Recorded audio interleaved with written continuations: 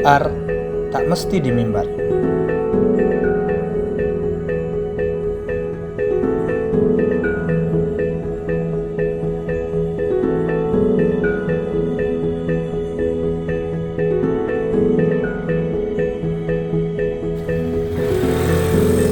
Syiar bisa di mana saja dan oleh siapa saja.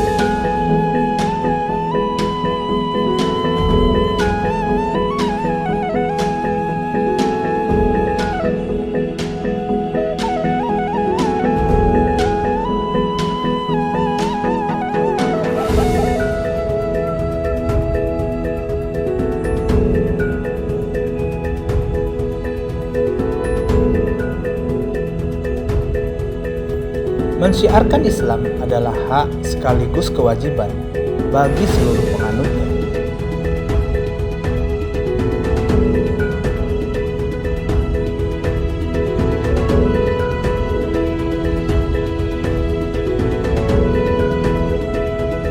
Siapapun pasti punya jalan mensyiarkan Islam dengan caranya sendiri.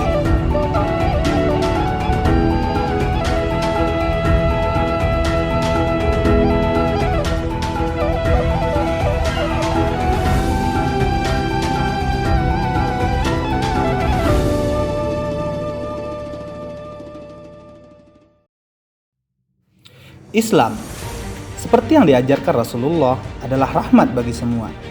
Kehadiran Islam bukan untuk mendiskreditkan, memecah belah, apalagi menimbulkan perselisihan dan permusuhan. Islam mengajarkan kasih sayang, cinta damai, serta menghormati dan menyayangi sesama. Setidaknya begitulah yang diajarkan oleh Al-Quran. Wa ma arsalnaka illa rahmatan lil alamin. Dan engkau tidak diutus melainkan sebagai rahmat bagi seluruh alam. Namun, Islam yang damai, penuh lemah lembutan dan kasih sayang, justru malah dilabeli sebagai teroris, radikal, intoleran, dan stigma negatif lainnya. Saya mencermati bahwa penilaian negatif itu lahir dari ketidaktahuan mereka tentang Islam yang sebenarnya. Mereka tidak melihat Islam dari dalam, tidak mempelajari Islam langsung dari sumbernya. Yang mereka lihat hanyalah Islam di permukaan. Ironinya, yang mereka lihat adalah Muslim yang tidak taat, Muslim yang tidak benar-benar mengamalkan Islam dengan sempurna. Sehingga Islam yang tercipta dalam benak mereka adalah seperti yang mereka saksikan, radikal, teroris, dan intoleran. Padahal Islam bukan begitu.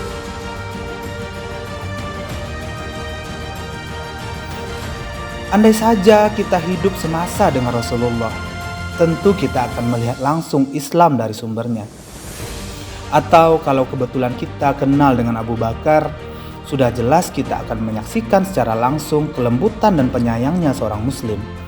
Kita bisa melihat bagaimana Muslim membela kemanusiaan ketika Abu Bakar menghabiskan hartanya, memerdekakan budak hanya karena menyelamatkan seorang Bilal dari siksaan majikannya.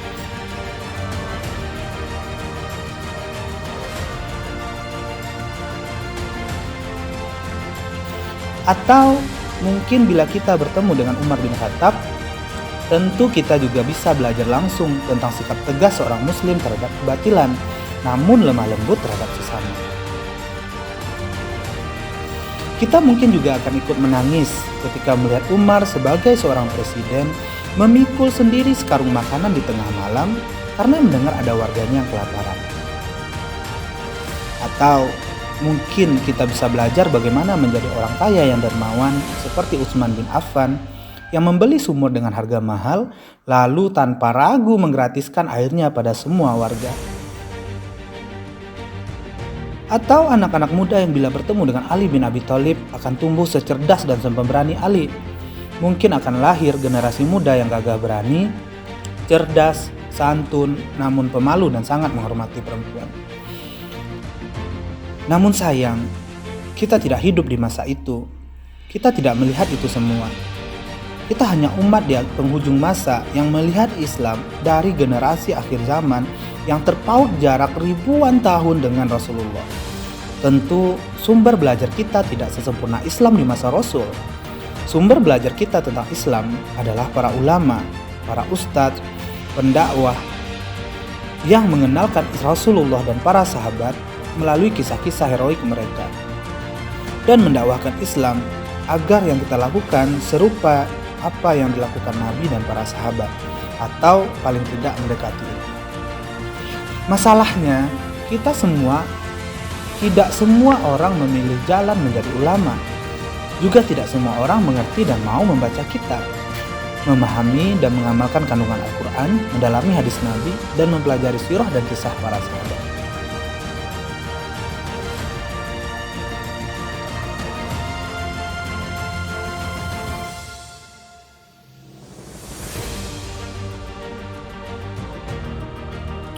Orang-orang di luar Islam, juga orang-orang awam yang pemahamannya terhadap Islam, akan melihat Islam dari kita.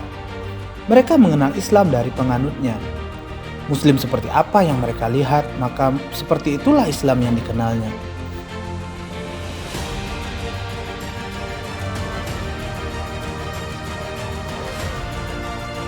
Seorang anak akan belajar Islam dari orang tuanya. Bagaimana orang tuanya mengamalkan Islam, maka akan seperti itu pula lah ia akan mengenal Islam. Seorang murid akan mengenal Islam dari gurunya. Seperti apa gurunya mengamalkan Islam, maka seperti itu pula lah murid akan mengenal Islam. Tetangga non-muslim akan mengenal Islam dari tetangga muslimnya. Seperti apa sikap kita dalam bertetangga, maka seperti itu pula lah gambaran Islam di mata tetangga kita yang non-muslim. Karena itu, sebagai muslim, kita punya tanggung jawab moral sebagai duta bagi agama.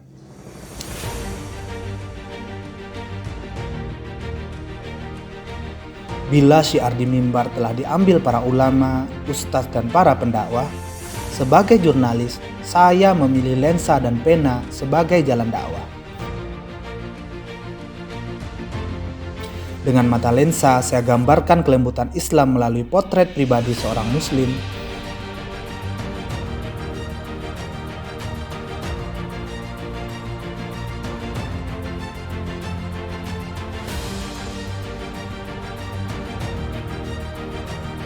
Dan dengan ujung pena, saya ceritakan keindahan Islam agar orang-orang mengenal Islam secara sempurna.